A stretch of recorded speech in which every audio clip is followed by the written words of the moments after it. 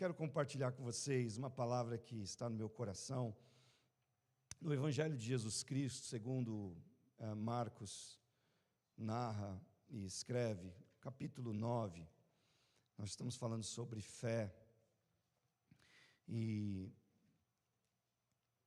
eu confesso a vocês que boa parte da semana eu fiquei meditando, pensando muito, até teologicamente, em aspectos de fé, e meditando muito em muitas passagens que falam de fé, daquilo que a gente já está ouvindo, daquilo que a gente já está sendo ministrado, mas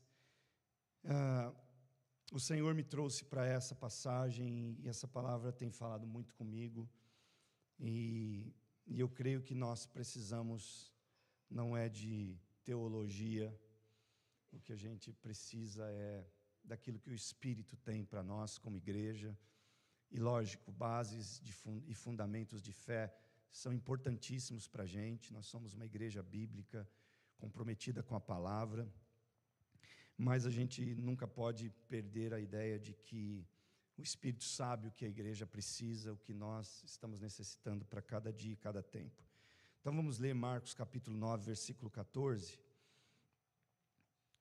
um milagre que Jesus realizou, que nos dá um pouco ou muita informação acerca da fé.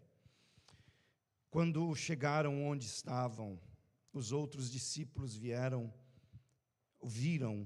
uma grande multidão ao redor deles e os mestres da lei discutindo com eles. Logo que todo o povo viu, Jesus ficou muito surpreso. Logo que todo o povo viu Jesus, ficou muito surpreso e correu para saudá-lo. Perguntou Jesus: o que vocês estão discutindo? Um homem do meio da multidão respondeu: Mestre, eu te trouxe o meu filho, que está com um espírito que o impede de falar. Onde quer que o apanhe, joga-o no chão, ele espuma pela boca, range os dentes e fica rígido. Pedi aos teus discípulos que o expulsassem o espírito, mas eles não conseguiram. Respondeu Jesus: ó geração incrédula, até quando estarei com vocês? Até quando terei que suportá-los? Tragam-me o menino. Então eles o trouxeram. Quando o espírito viu Jesus, imediatamente causou uma convulsão no menino. Este caiu no chão, começou a rolar, espumando pela boca. Jesus perguntou ao pai do menino: há quanto tempo ele está assim? Desde a infância, respondeu ele. Muitas vezes esse espírito tem lançado no fogo e na água para matá-lo. Mas, se podes fazer alguma coisa, tem compaixão de nós e ajuda-nos. Se podes, disse Jesus, tudo é possível àquele que crê. Imediatamente o pai do menino exclamou: creio, ajuda-me a vencer a minha incredulidade. Quando Jesus viu que uma multidão estava se ajuntando, repreendeu o espírito imundo, dizendo: espírito mudo e surdo, eu ordeno que o deixe e nunca mais entre nele. O espírito gritou, agitou-o violentamente e saiu. O menino ficou como morto, de muitos dizerem: ele morreu. Mas Jesus tomou-o pela mão e o levantou, e ele ficou em pé. E depois de Jesus ter entrado em casa, seus discípulos lhe perguntaram, em particular: por que não conseguimos expulsá-lo? Ele respondeu: essa espécie só sai pela oração e pelo jejum. Eles saíram daquele lugar e atravessaram a Galileia. Jesus não queria que ninguém soubesse onde eles estavam, porque estavam ensinando os seus discípulos. Eles diziam: o Filho do Homem está para ser entregue nas mãos dos homens. Eles o matarão e 3 dias depois ele ressuscitará. Mas eles não entendiam o que ele queria dizer e tinham receio de perguntar-lhe. Senhor, nós estamos diante da Tua palavra e a gente não tem outra percepção que não seja de que, se o Senhor não falar, para a gente não adiantou nada, Senhor, estarmos abrindo a palavra e ouvindo. Então que essa noite seja mais uma das noites em que o Teu Espírito nos fale, em que Tu encontres o nosso coração atento, que nenhum de nós esteja despercebido ou distraído com nada. Nós queremos dedicar a Ti a nossa atenção, e Tu sabes o quanto é difícil para a gente se concentrar nesse tempo, um tempo em que o entretenimento está sempre nos chamando, e a gente está sempre sendo chamado a se desconcentrar. E então eu peço que o Senhor nos ajude também, para que a gente segure a vontade de fazer qualquer outra coisa que não seja pensar no que o Senhor está falando. Que o Senhor nos impeça da gente se distrair aqui, da gente estar sentado nessas cadeiras, buscando qualquer outra coisa que não seja ouvir-te, Senhor. Tua palavra é vida, e eu quero ser abençoado nesta noite por esta vida. Eu quero e creio que enquanto a Tua palavra estiver aberta aqui, nós falando ela, a vida do Senhor estará sendo manifestada neste lugar, estará nos tomando, estará nos abraçando, estará nos enchendo. Então, Senhor, eis-nos aqui, fala conosco. Em nome de Jesus nós oramos. Amém. O tipo de acontecimento, história que a gente acabou de ler, não é uma história isolada de um menino doente ou endemoniado, em que Jesus vai expulsar um demônio. Mas eu entendo isso aqui como um reflexo da vida humana. Eu entendo Deus permitindo e dirigindo Jesus para viver o que viveu, para que ficasse para a gente um entendimento de como a vida humana reflete a essa história que a gente acabou de ler. E você me diz, por que é que você acha e sente, e por que é que o Espírito Santo me fala, enquanto eu estou lendo esta palavra que é um reflexo? Porque, em primeiro lugar, aqui nós vemos um pai e um filho, que ambos estão sofrendo muito. O filho sofre na pele, o sofrimento de ser mudo e surdo, porque o pai disse que o filho não podia falar, mas quando Jesus expulsa o demônio, Jesus disse assim: espírito surdo e mudo. O menino não podia falar e o menino não podia escutar.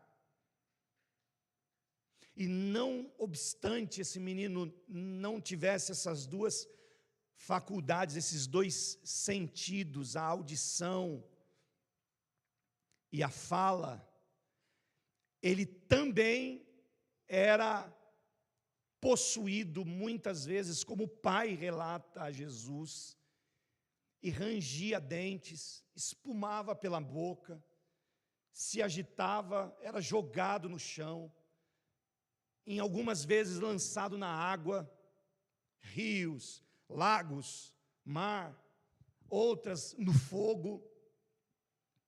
E esse menino tem marcas, traumas disso que ele vive, um sofrimento além daquilo que esse menino pudesse compreender e presenciar. E do outro lado você tem um pai que não sofre na pele, mas sofre paralelo. e talvez tanto quanto, porque não é ele quem está vivendo aquilo, não é com ele que acontece o que acontece, mas é como se fosse, porque é o filho. E vocês que são pais sabem que o nosso sentimento de pais, quando coisas ruins acontecem com os nossos filhos, é que a gente preferia que fosse na gente. Né? Quando o filho fica doente, você fala, meu Deus, podia ser comigo, e não com meu filho, e não com a minha filha. Então, esse pai está sofrendo tanto quanto esse menino. Uma angústia, e é um sofrimento que arremete eles a uma impossibilidade, não tem solução isso aqui. O pai fala para Jesus, quando Jesus pergunta, desde quando isso acontece? Ele fala, desde a sua infância. Então isso me dá também uma pista, porque o texto não diz, mas existe aqui uma inferência no texto, de que possivelmente esse menino fosse um adolescente, talvez um jovem, talvez até um adulto. Porque o pai diz assim, é desde a infância. E ainda que ele fosse um adulto, 21, 25, 20, 30, ele é extremamente dependente do pai, porque se ele se joga no fogo, se joga na água, o pai tem que estar perto toda hora. Então existe um sofrimento e uma impossibilidade anunciada aqui, de muitos anos. E não existe sofrimento mais aterrorizante que o sofrimento daquilo que é impossível, do anúncio de coisas que, não tem jeito, não tem chance. Talvez esse seja o sofrimento mais complexo de alguém encarar alguma coisa. Porque você pode sofrer hoje com um emprego mal remunerado, mas você tem uma expectativa que amanhã você vai melhorar os teus conhecimentos e vai conseguir melhorar o emprego e a remuneração. Você tem uma expectativa de que você está começando um business e hoje você está precisando de bons clientes e você não tem, mas você pode, amanhã ou depois uma porta abre, você entra e as coisas mudam. Então você pode sofrer hoje de um lado, em algumas áreas da vida, que você fala, bom, estou sofrendo hoje, mas daqui a pouco eu deslancho. Eu tenho um grupo de oração de amigos, pastores, e também temos 2 amigos lá que não são pastores, que a gente tem uma conexão, já tem cerca de 1 ano que a gente está fazendo isso, não passou de 1 ano. Desde que o meu irmão ficou doente, a gente começou a fazer uma videoconferência e a gente tem umas 2 horas para 3 de encontro. E a gente conversa, dá risada, medita na palavra e ora. E nesse grupo, são 5, nesse grupo, um desses meus amigos tem uma esposa que perdeu completamente a visão nos últimos 2, 3 anos. Quando nós conhecemos eles há cerca de 15 anos, ou um pouco mais, 15, 16 anos, ela via perfeitamente, mas ela começou a desenvolver problemas e começou a perder a visão lentamente. E foi perdendo. Há 2 anos atrás, ela ficou completamente cega. E a gente ora todas as segundas por um milagre. E eu fico olhando para a vida dele, e fico olhando para esse texto, e fico pensando justamente nessa esfera de coisas que você está sofrendo hoje, mas você fala, bom, amanhã ou depois eu resolvo isso. Agora, outros tipos de sofrimentos que você olha e fala assim, meu Deus, isso aqui não tem solução. Isso aqui é completamente impossível. E é por isso que quando o Espírito Santo começa a ministrar ao meu coração, ele começa a mostrar para mim que isso aqui é um reflexo da humanidade, porque tem coisas, tem causas na nossa vida que realmente são impossíveis. algo que a gente não consegue de forma alguma controlar. Sim, às vezes a gente tem situações que a gente não consegue de jeito algum controlar, que você perde totalmente o controle, você não sabe o que fazer, não existe remédio, não existe nada o que fazer. Inclusive, esse nosso desejo pelo controle, talvez seja a nossa maior fraqueza. Talvez a maior impossibilidade da gente não é algo que a gente não consegue superar, ou que a gente não consiga superar. Não é uma doença, mas é talvez o fato da gente querer controlar tudo. Quando a gente tivesse uma doença, a gente controlar a solução dela. Quando a gente tivesse quanto que a gente não se apavora quando a gente ouve falar no câncer. E eu estava lendo uma pesquisa 2 semanas atrás, da Rússia desenvolvendo uma vacina anti-câncer. E isso é algo interessantíssimo para a humanidade. E queira Deus que isso dê certo. Porque esse é um sofrimento e uma dificuldade, mas impossibilidades muitas vezes surgem para nos desafiar nessa questão do controle.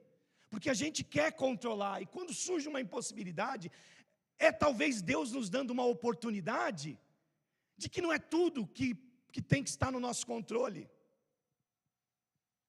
Que, na verdade, nada deveria estar no nosso controle.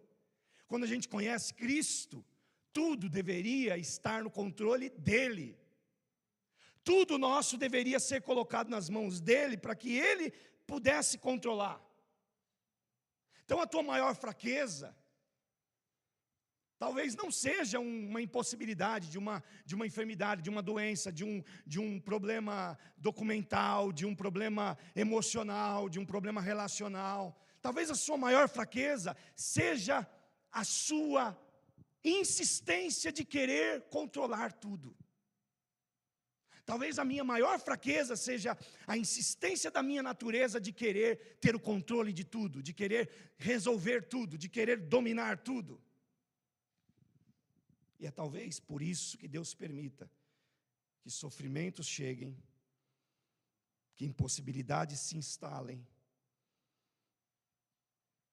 para que a gente descubra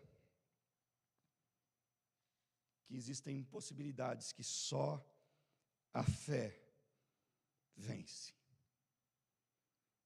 Existem impossibilidades, deixa eu repetir, existem impossibilidades e sofrimentos que só a fé te ajuda a vencer. E deixa eu te dizer e completar, porque eu esses tempos também tenho estado muito perturbado com Hebreus capítulo 11. Embora eu já tivesse lido muitas vezes, esses últimos tempos eu tenho lido muito Hebreus capítulo 11. E é muito estarrecedor a gente ler Hebreus 11 e ficar pensando nisso e meditando. Primeiro que tudo é feito por fé, tudo. Tudo, se você quiser, a pessoa quiser compreender o mundo, ele tem que ter fé. Se a pessoa quiser, tudo que você quiser fazer e ser bem sucedido, tem que ser pela fé. É isso que o Hebreus 11 está dizendo. E Hebreus 11 inclusive está dizendo o seguinte, que todas as pessoas que viveram pela fé, não necessariamente conquistaram tudo o que queriam. Não, muitos deles não alcançaram a promessa de Deus. Então qual que é o maior presente? O maior presente não é o que a fé alcança por mim.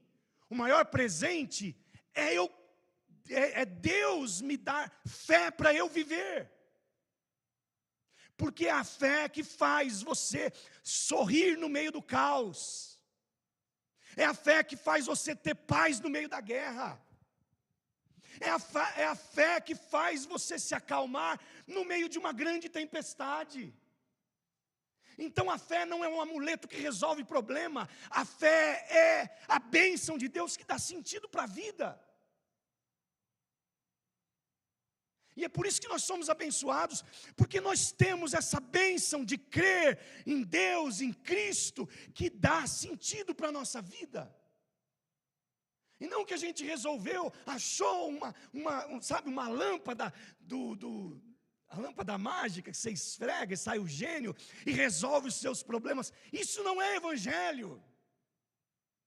O evangelho é Deus te dar uma fé que faz você caminhar. Deus, e essa mulher vai ser cega o resto da vida? Eu não sei, mas nós, pela fé, o marido dela, pela fé, está sendo sustentado por Deus a cada dia para cuidar bem dela, para ajudá-la, para dizer para ela palavras de esperança, para eles não desanimarem, para essa mulher não botar uma corda no pescoço e acabar com a vida, mas para ela ver beleza na vida, por meio da fé.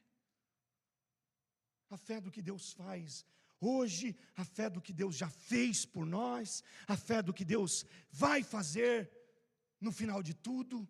A fé é uma bênção. A fé é a bênção da vida. A fé não é o segredo da resolução de problemas. A fé é a bênção da tua vida. Você está sofrendo, a fé em Cristo, a fé em Deus, e não é a fé também por si só, e nem muito menos a fé em si mesmo. Acredite em você mesmo. Não, isso também não é. Aquele pai tinha acreditado nele. Com a fé que ele tinha nele, ele já tinha feito um monte de coisa, já tinha batido em tantas portas, mas foi quando ele se encontra com Cristo que a fé de verdade começa a fazer efeito na vida desse homem. O filho tinha um espírito mudo em si, mudo e surdo, que lançava em terra, que espumava, que rangia dentes, desde a infância. Lançava na água, lançava no fogo. Esse sofrimento, essa impossibilidade que esse homem vive, só poderia ser superado e resolvido por meio da fé. A fé em Cristo, a fé no Filho de Deus, faz a gente conseguir não morar nas impossibilidades, nem ser derrotados nelas. Deixa eu dizer para você, as dificuldades, as impossibilidades da tua vida, os sofrimentos que você está passando, não são o lugar da tua moradia. Pela fé, entenda isso e saiba que você pode passar por eles, mas eles não serão o teu lugar. A tua fé em Deus, os teus olhos em Cristo, é que vão fazer sentido e dar sentido à tua vida. A segunda coisa que a gente vê, que a história desse homem é um reflexo da nossa vida, da vida humana, é o fato dele bater em diversas portas. Desde a infância, ele fala para Jesus. Desde a infância sugere que esse homem bate em muitas portas antes de se encontrar com Jesus. Desde a infância sugere que, talvez pelo menos desde os 3 anos de idade, essa criança é possuída por esse espírito. Esse homem nunca tivesse ouvido a voz do filho, que esse filho nunca tivesse ouvido a voz do pai. Desde a infância, fala das muitas tentativas que a gente faz antes de Cristo, antes de recorrer a Deus, antes de entregar para Deus, antes de entregar para Cristo. Desde a infância, fala dos nossos jeitinhos, fala das nossas fórmulas para a gente resolver os problemas da vida. Desde a infância, fala das coisas que a gente busca aqui e ali, achando que será isso o que vai trazer sentido para a vida. Desde a infância, fala de toda mentira que você ouviu ou que você entendeu ou pensou existir, de plenitude, de alegria, de felicidade, fora de Deus, fora de Cristo. Desde a infância. Desde quando isso está acontecendo? Desde a infância. Existem muitas impossibilidades na nossa vida e muitos sofrimentos que a gente vai carregando, e eles vão se tornando velhos. A gente vai se acostumando com eles e a gente vai permitindo que eles façam parte da nossa vida e que eles sejam a nossa própria vida. E às vezes a gente se esquece que o nosso relacionamento de fé em Jesus pode e deve dar um basta nos problemas das impossibilidades desde a infância. O reflexo da vida e da história desse homem está sobre a humanidade. Eu quero crer que se você tem algo desde a infância na tua vida, que prejudica a tua felicidade, que maltrata a tua consciência, que faz sofrer o teu coração, e que você já tentou lidar com isso de tantas formas, só não pela fé, só não num relacionamento com Cristo, só não do jeito que esse homem faz, porque quando Jesus pergunta, esse homem pula no meio da multidão e diz assim: sou eu, o problema é comigo. A multidão estava alvoroçada, Jesus tinha descido do monte da transfiguração. Quando Jesus percebe isso, diz assim: o que está acontecendo aqui? Por que vocês estão assim? E o homem, o texto diz que o homem se manifesta e fala assim: é porque eu trouxe o meu filho nessa condição e os seus discípulos não puderam expulsá-lo. Esse homem quebra o silêncio, esse homem não está envergonhado, não está querendo esconder um problema que ele tem, mas antes ele está inteiramente aberto para revelar a Cristo o problema que lhe destrói, o problema que lhe corrói por dentro, o problema que está acabando com a vida dele. Desde a infância, são coisas que a gente vai carregando na vida, vai se acostumando com elas, e vai nos distraindo e querendo anunciar que é normal, é assim mesmo, conviva com isso.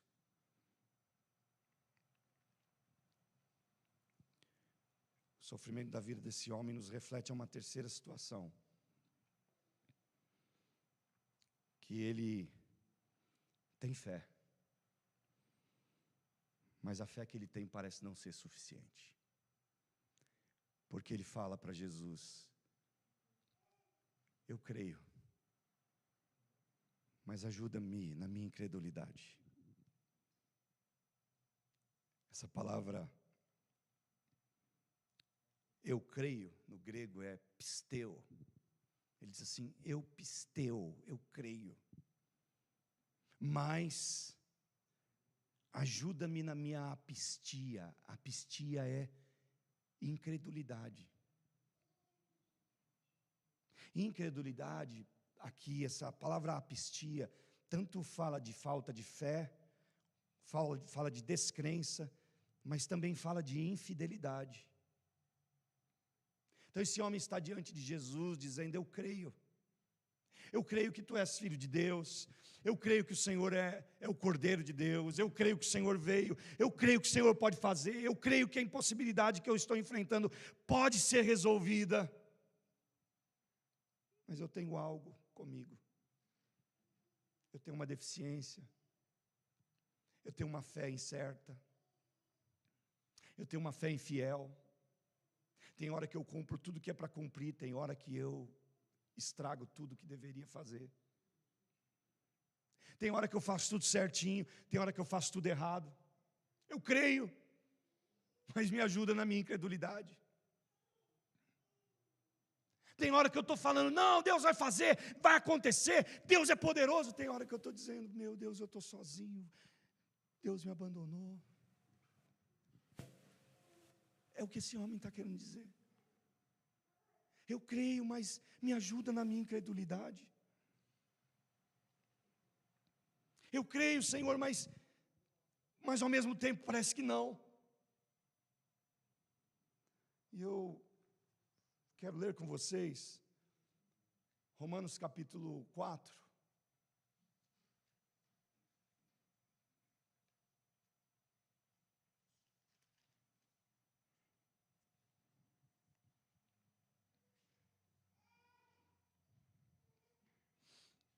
Romanos capítulo 4 é um texto muito interessante. Eu vou ler o capítulo todo com vocês.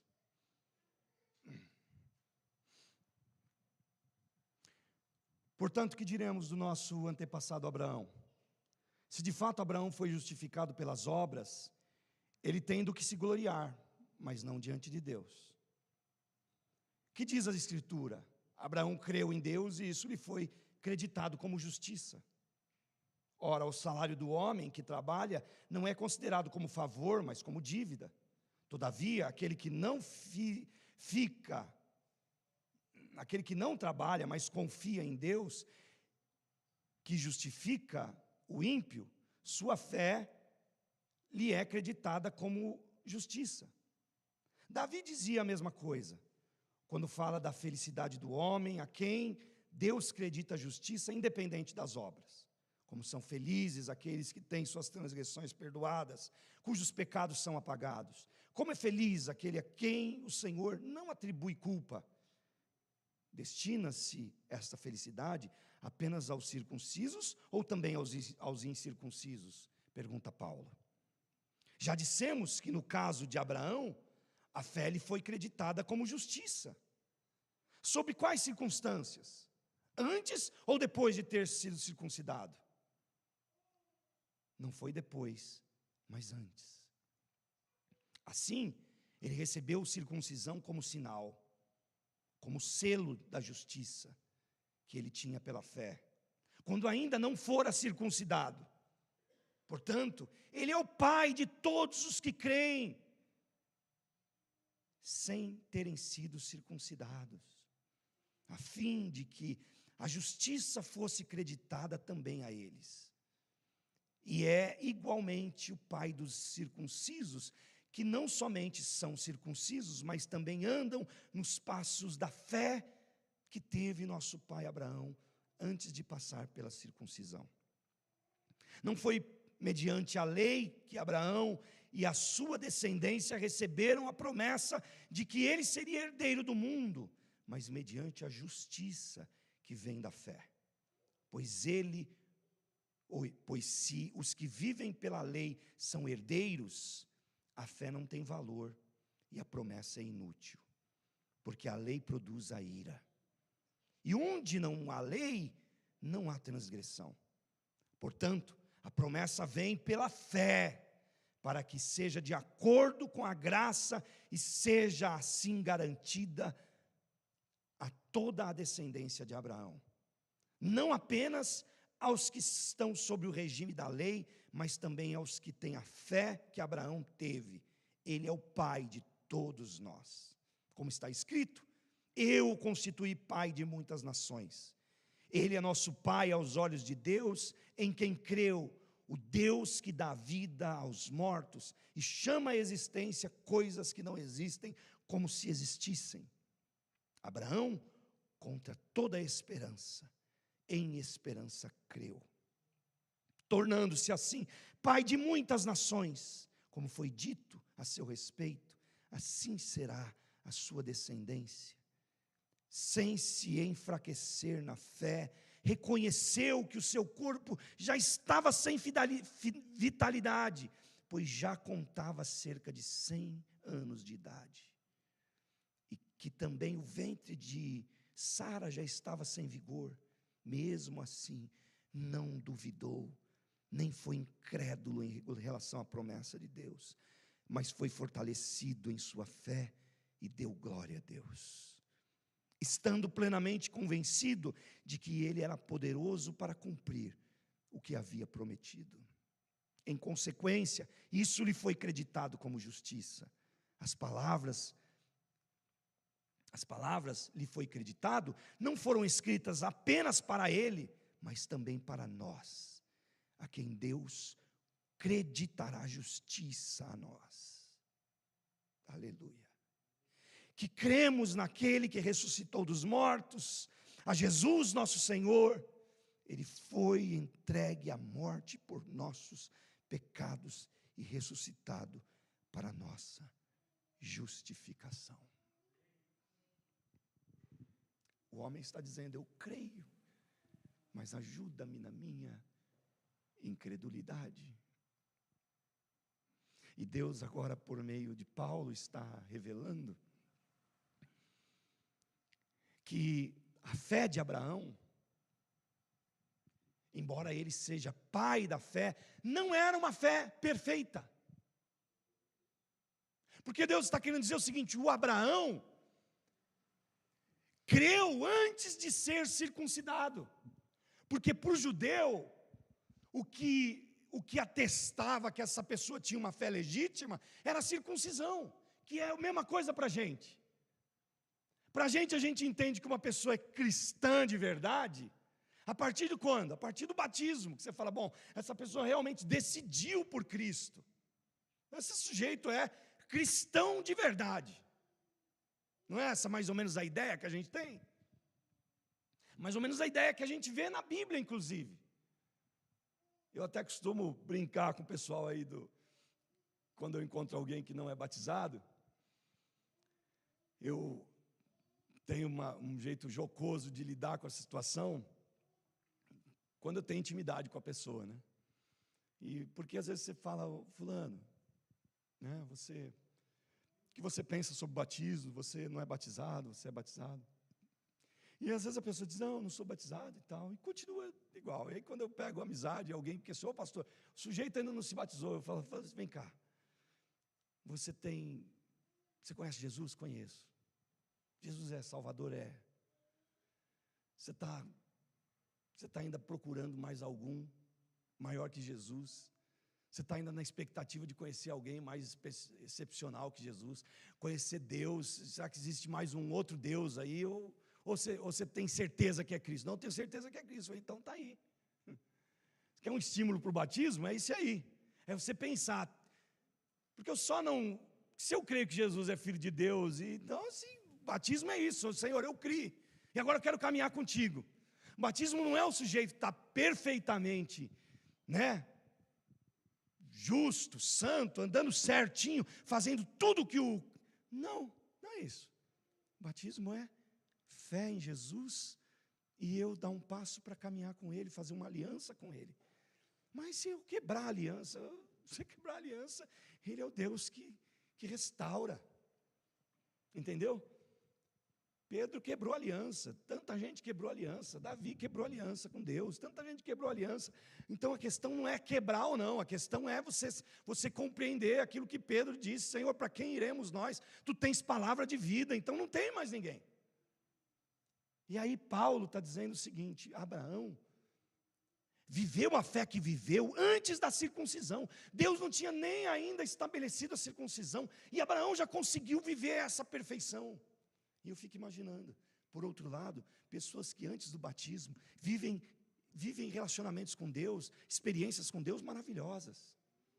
Quantos de nós já não ouvimos pessoas que foram batizadas com o Espírito Santo no dia em que receberam Cristo como Salvador? Receberam dons de línguas no dia em que confessaram Jesus como Salvador.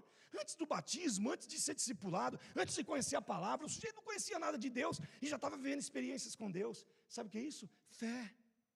E Paulo está dizendo aos romanos exatamente isso aqui.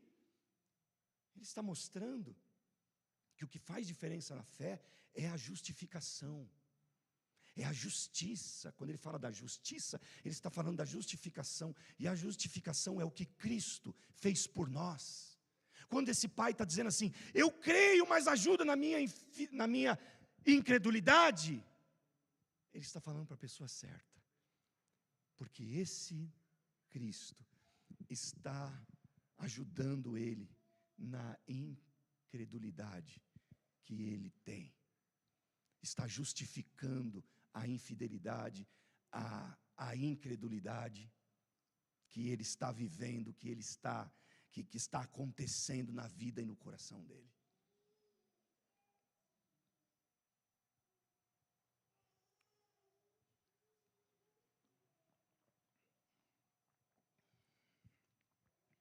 quero orar com vocês.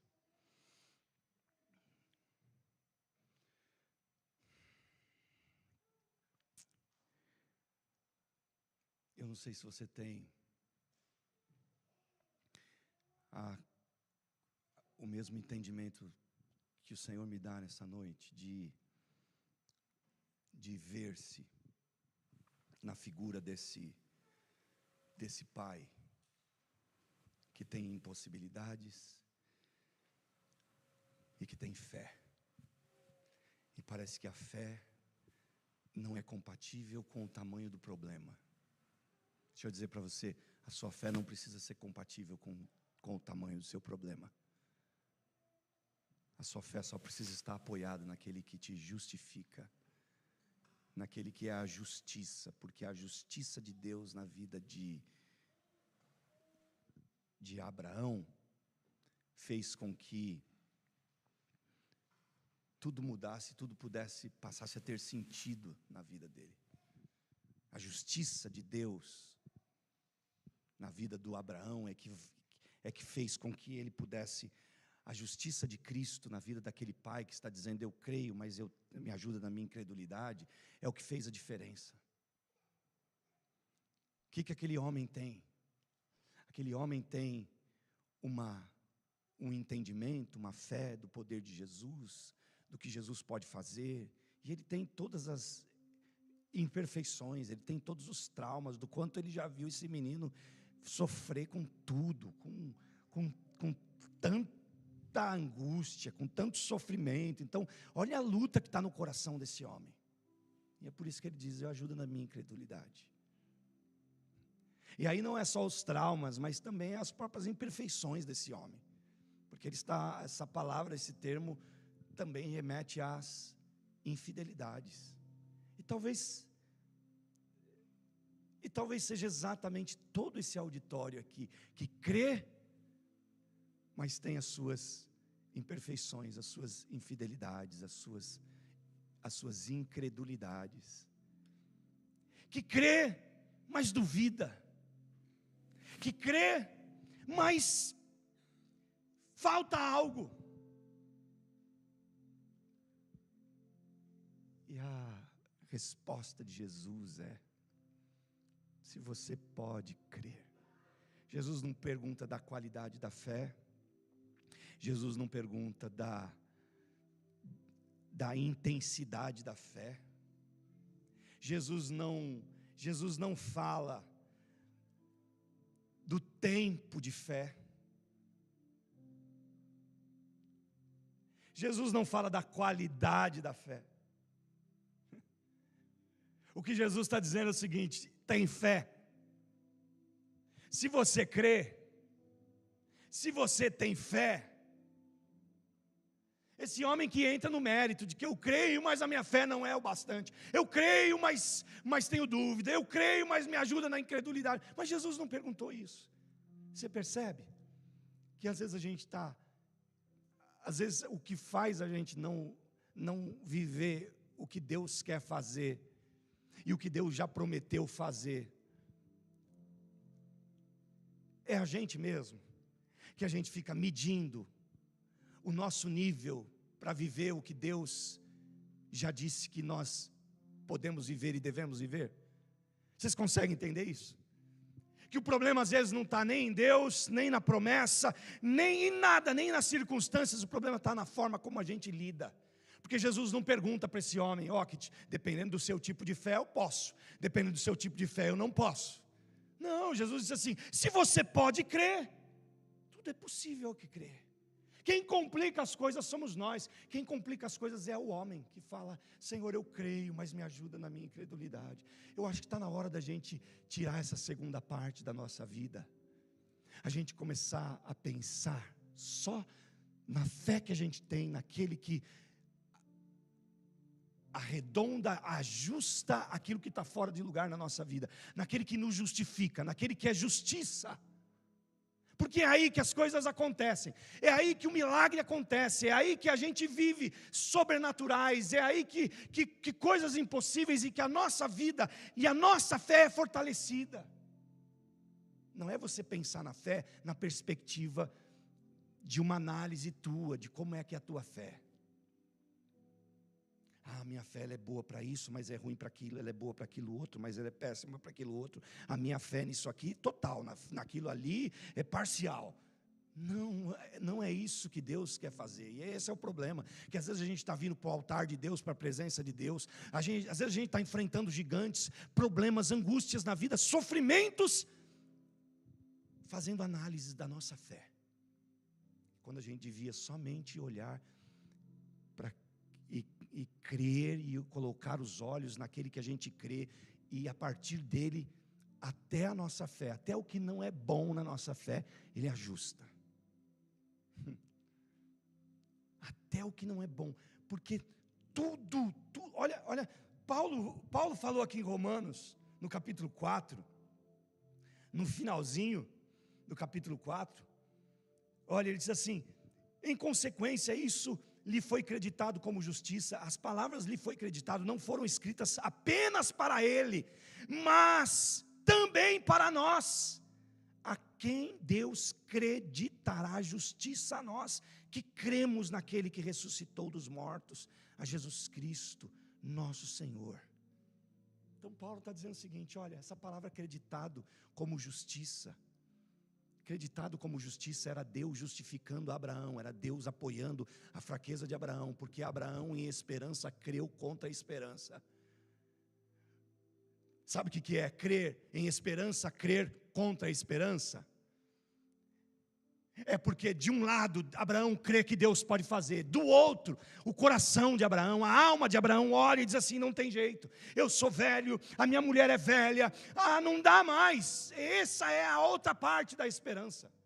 É uma esperança que não existe, é a desesperança. Então Abraão pega a esperança que ele tem em Deus e consegue vencer a desesperança que existe no coração dele, que está rondando e está dizendo assim: para você não dá, para você acabou, para você ponto final, para você já era. Abraão consegue superar isso, consegue ser creditado como justiça por isso. E eu quero ler Hebreus capítulo 11 com vocês.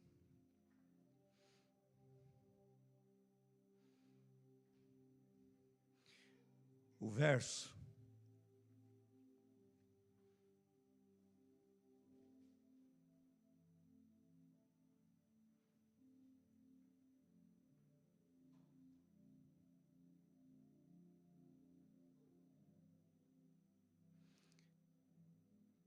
é o número 40.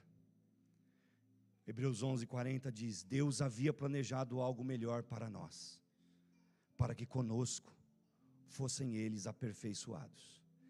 Deixa eu ler o verso 37 ou 36. Outros enfrentaram zombaria e açoites, outros ainda foram acorrentados e colocados na prisão, apedrejados, cerrados ao meio, postos à prova, mortos ao fio da espada. Andaram errantes, vestidos de pele de ovelhas e de cabras, necessitados, afligidos e maltratados. O mundo não era digno deles. Vagaram pelos desertos e montes, pelas cavernas e grutas. Todos esses receberam um bom testemunho por meio da fé.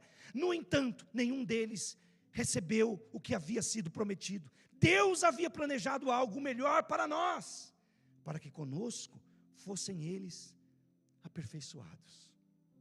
De novo, a palavra está levando a gente para o cenário do que Deus estava fazendo na vida de pessoas. A mesma justiça que Deus atua na vida de Abraão, Paulo está dizendo assim, ela também é a mesma para vocês. E também a mesma condição que esses homens de fé, esses expoentes da fé viveram. O escritor aos Hebreus está dizendo assim: olha, muitos deles não viveram o que Deus tinha prometido. Sabe por quê? Porque para que vocês fossem juntos aperfeiçoados. Deus não queria nem colocar eles na frente, nem vocês atrás, nem vocês na frente, nem eles atrás. É para que todos vocês vivessem a mesma coisa. Ou seja, a mesma coisa que aconteceu no passado com esses gigantes da fé, os mesmos impossíveis, o mesmo mar que se abriu ontem, que se abriu no passado, que se abriu com Abraão, ou que se abriu com Moisés, que se abriu com Josué. O mesmo rio Jordão que Josué fez abrir, que Elias fez abrir, que Eliseu fez abrir, ainda Deus pode fazer abrir. Deus não mudou, a forma de trabalhar de Deus não mudou. Você crê nisso? Quero orar com vocês. Eu não sei qual é a tua necessidade, mas eu queria que vocês ficassem de pé. Eu queria pedir que você abraçasse alguém que está perto de você. Ou se você quiser abraçar alguém que está longe, que você abrace. Mas eu queria que nós orássemos uns pelos outros. A Bíblia diz: confessai as vossas culpas uns aos outros e orai uns pelos outros para que vocês sarem. Quando a gente ora um pelo outro, as coisas se transformam, as coisas mudam, batalhas caem. Então eu não sei se existe algo impossível aí, mas eu creio que enquanto você estiver orando por essa pessoa, as impossibilidades vão cair em nome de Jesus. Você crê nisso? A palavra de Deus hoje é: se você pode crer, tudo é possível ao que crê. A pergunta de Deus hoje não é o tamanho da tua fé, não é a antiguidade da tua fé, não é quão perfeita é a tua fé, não. Deus está perguntando você crê? Jesus está perguntando qual é o seu sentimento? Você crê? Se você crê, Ele é poderoso para fazer. Sim, Senhor. Nós oramos nessa hora.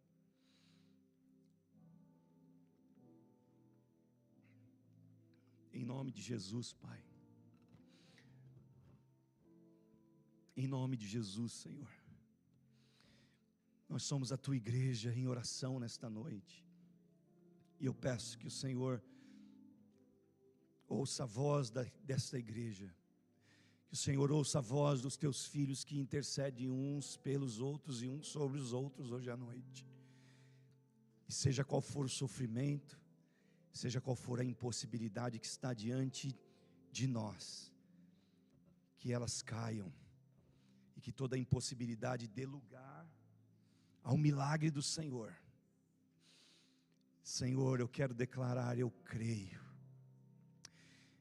Em esperança eu creio contra a esperança. Em esperança eu creio contra a esperança daquele que está desenganado pelos médicos, da Simone que está impossibilitada de ver, de enxergar. Eu creio sobre os meus irmãos que estão nessa casa e que estão enfrentando situações, estão no meio de processos que são anunciados como impossíveis. Eu creio, Jesus, eu creio que o Senhor faz impossível na vida desse irmão, dessa família, dessa causa, dessa necessidade que os teus servos estão enfrentando. Nós estamos declarando isso como igreja. Declare, irmãos, declare que você crê sobre o impossível de Deus na vida do teu irmão. Declare que você crê sobre o impossível de Deus na tua vida.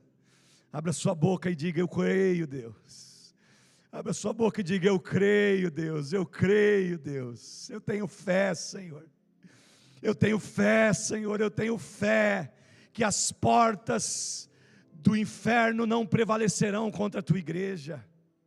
Eu tenho fé, Senhor, que as impossíveis que os teus servos estão enfrentando vão cair por terra. Eu tenho fé, Senhor, que a fé de cada um aqui não vai se desfazer. Eu tenho fé, Senhor. Eu tenho fé no renovo, eu tenho fé no poder do Senhor. Eu tenho fé que enfermidades são curadas nesta noite pelo poder da tua palavra. Eu tenho fé que espíritos maus são nesta noite expulsos para nunca mais intentar contra a vida de servos do Senhor. Eu tenho fé, Senhor, eu creio. Eu oro, Senhor. Eu oro, eu ministro, Senhor, sobre a vida dos teus filhos. Em nome de Jesus.